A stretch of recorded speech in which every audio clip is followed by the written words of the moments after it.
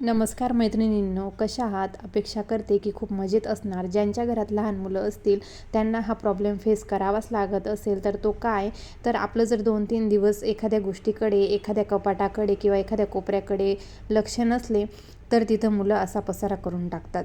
बघा, त्या कपाटामध्ये त्यांनी काय काय नको ते फेकून दिलेलं आहे, का रचलेलं आहे, का ठेवलेलं आहे, हे आता त्यांनाच माहिती. ते शाळेत गेलेले आहेत. आता मी तो कोपरा आवरायला घेते. किती घाण केलेली आहे बघा.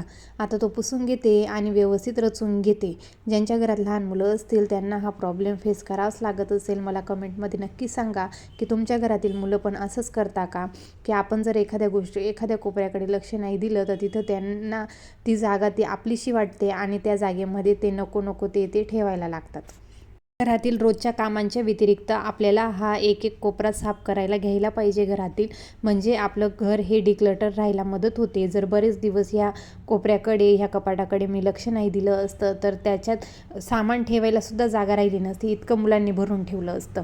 म्हणून आज ते आवरायला घेतलं आणि सगळे बॉक्सेस जे मला पुढे जाऊन DIY बनवण्यासाठी लागणार आहेत ते सामान मी इथे रचून घेते.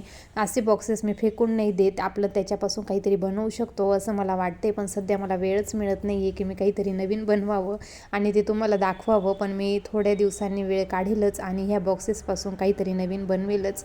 म्हणून आपल्या चॅनलला अजूनही सबस्क्राईब केलेलं नसेल तर नक्की सबस्क्राईब करा, म्हणजे मी छान छान व्हिडिओ तुम्हाला दाखवत राहील. चला भेटूया पुढच्या व्हिडिओमध्ये. बाय.